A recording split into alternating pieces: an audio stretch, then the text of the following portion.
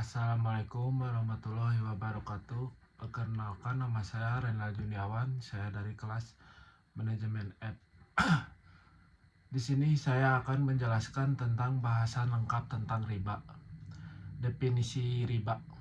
Kata riba bertambah, tumbuh, tinggi, meningkat.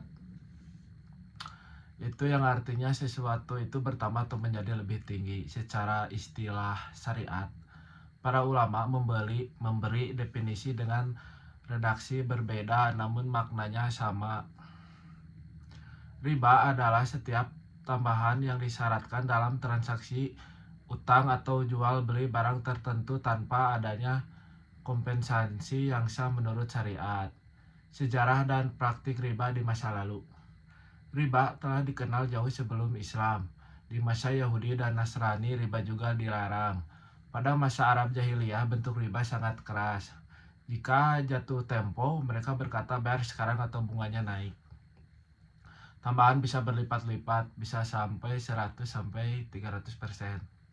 Inilah yang disebut riba jahiliyah, yang sangat menjolimi peminjam dan menjadi sebab utama larangan riba dalam Islam. Di sini saya akan menjelaskan jenis-jenis riba. Ulama membaginya menjadi dua kategori besar, yaitu riba dalam utang dan yang kedua riba dalam jual beli. Riba dalam utang, riba qard, tambahan dalam pinjaman yang disyaratkan di awal. Contoh, meminjam 1 juta harus dikembalikan menjadi 1,1 juta. Statusnya haram secara ijma atau kesepakatan ulama. Terus selanjutnya riba jahiliyah, tambahan yang dikenakan karena keterlambatan atau penundaan pelunasan. Contoh, saat jatuh tempo debitur berkata bayar bulan depan tapi bunganya menjadi 20%. Statusnya haram dan termasuk riba besar. Selanjutnya riba dalam jual beli atau buyu. Berdasarkan hadis 6 komoditas ribawi. Emas dengan emas, perak dengan perak, gandum dengan gandum, jelas dengan jelas, kurma dengan kurma, garam dengan garam, harus sama dan tunai. Dari sini muncul dua riba. Riba part, pertukaran barang ribawi sejenis dengan kabar berbeda meskipun tunai. Misalnya emas 10 gram ditukar dengan emas 11 gram. Dan gula 1 kilo ditukar dengan gula 1,2 kilo. Hikmahnya menghindari manipulasi dan ketidakadilan. Selanjutnya ada riba nasiah, yaitu pertukaran barang ribawi tidak tunai walaupun ukurannya sama. Contohnya, emas 10 gram dibayar sebulan kemudian. Dan selanjutnya contohnya ada uang $100 ditukar dengan besok $100. Statusnya haram karena menunda penyerahan barang ribawi. Dan selanjutnya di sini saya akan menjelaskan dalil-dalil larangan riba. Yang pertama dari Al-Quran, Quraisy surat Al-Baqarah 275. Allah menghalalkan jual beli dan mengharamkan riba. Selanjutnya Quraisy surat Ali Imran 130. Wahai orang-orang beriman, jangan memakan riba yang berlipat ganda. Terus terakhir ada Quraisy surat Al-Baqarah dari 278 sampai 279. Jika meninggalkan riba, maka umumkanlah perang Allah dari Allah Rasulnya. Terus ada hadis Rasul melaknat pemakan riba, pemberi riba, pencatatnya dan dua saksinya. 1 dirham lebih buruk dari 36 jina. Hadis riwayat Ahmad Hasan sebagian ulama. Riba memiliki 73 pintu yang ringan seperti menzinai ibu kandung. Selanjutnya ada ijma atau kesepakatan ulama. Semua mazhab sepakat bahwa riba hukumnya haram. Kelima ada hikmah larangan riba. Mencegah kezaliman, riba menempatkan pemberi pinjaman selalu untung, peminjam menanggung semua risiko. Yang kedua menjaga keadilan ekonomi, yaitu keuntungan harus berasal dari usaha bukan eksploitasi. Dan yang ketiga ada perlindungan masyarakat lemah. Sistem riba menjerat masyarakat miskin dalam siklus utang. Yang keempat, menciptakan ekonomi produktif. Bunga mendorong pertumbuhan ekonomi semua yang tidak berbasis pada usaha nyata. Yang terakhir, menjaga stabilitas keuangan, yaitu sistem berbasis utang rentan krisis. Selanjutnya ada barang-barang ribawi. Ulama mengelompokkan 6 komoditas ribawi menjadi 2 kategori besar. Yang pertama yaitu komoditas yang diukur dengan berat atau volume. Contohnya seperti gandum, jelai, kurma, dan garam. Yang kedua yaitu komoditas yang berfungsi sebagai uang, yaitu ada emas, perak, logam, termasuk modern mata uang. Yang ketujuh ada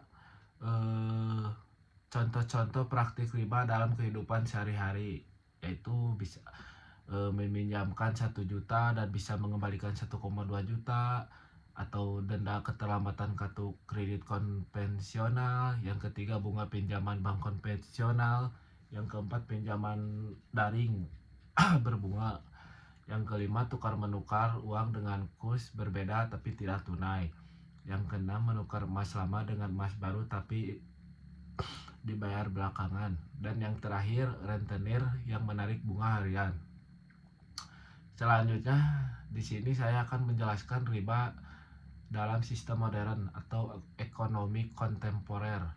Yang pertama bunga bank. Mayoritas ulama menyatakan bunga bank yaitu riba qard jahiliyah, sebab karena tambahan pasti, terus tidak ada resiko dalam pembeli dana, dan termasuk dalam keumuman ayat riba.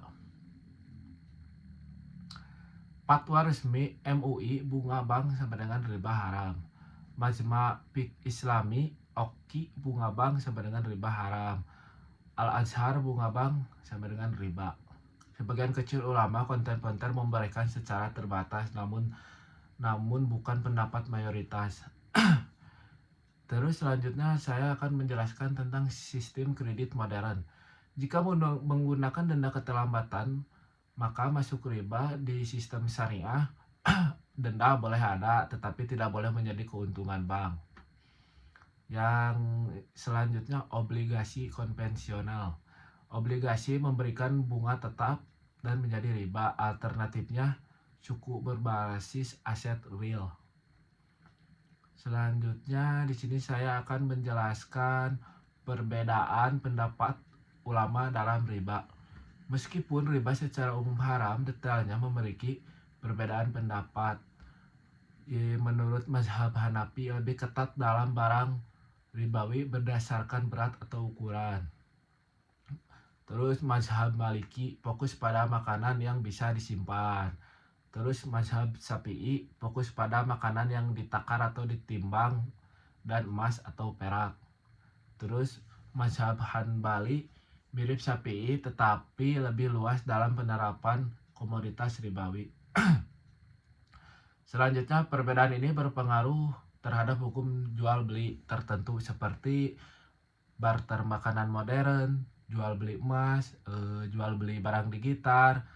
Terus yang terakhir financing modern. Di sini saya selanjutnya akan menjelaskan solusi dan sistem alternatif berbasis riba bank syariah, yaitu menggunakan akad, contohnya seperti murabahah yaitu jual beli, terus ijarah yaitu sewa, musyarakah yaitu modal bersama, dan mudrobah bagi hasil, dan yang terakhir qard hasan pinjaman tanpa bunga.